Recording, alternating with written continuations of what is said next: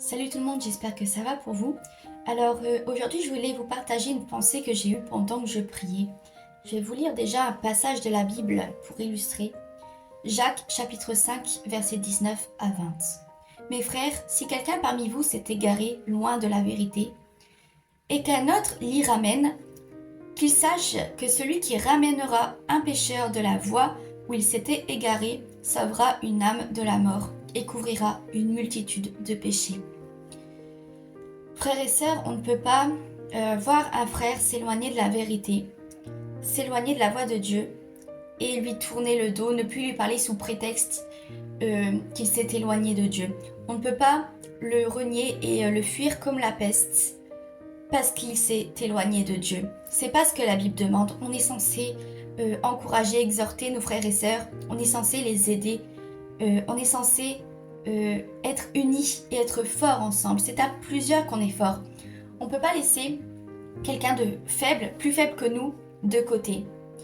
Il faut se dire qu'en fait, si on pense que quelqu'un s'est éloigné, qu'on l'abandonne, il faut savoir qu'en fait, nous aussi, on peut tomber. Et est-ce qu'on aimerait bien être abandonné à notre propre sort? Je pense pas, non. Donc vraiment, frères et sœurs, n'abandonnez pas les frères et sœurs qui tombent dans le péché, qui s'éloignent de la voie de Dieu, parce que ça, c'est en horreur à l'Éternel. On doit vraiment rester unis en toutes circonstances. Ensuite de ça, quand quelqu'un s'éloigne, ne le condamnez pas, ne le jugez pas. Parce que la Bible nous dit de reprendre avec douceur. D'ailleurs, ne reprenez pas forcément non plus en public, puisque la Bible nous dit de le reprendre dans le secret, de le prendre à part, de lui dire ce qu'on lui reproche, et d'après seulement le reprendre en public s'il ne veut pas entendre raison. Alors, frères et sœurs, arrêtez d'être durs de cœur, arrêtez d'être dans la condamnation et dans le jugement.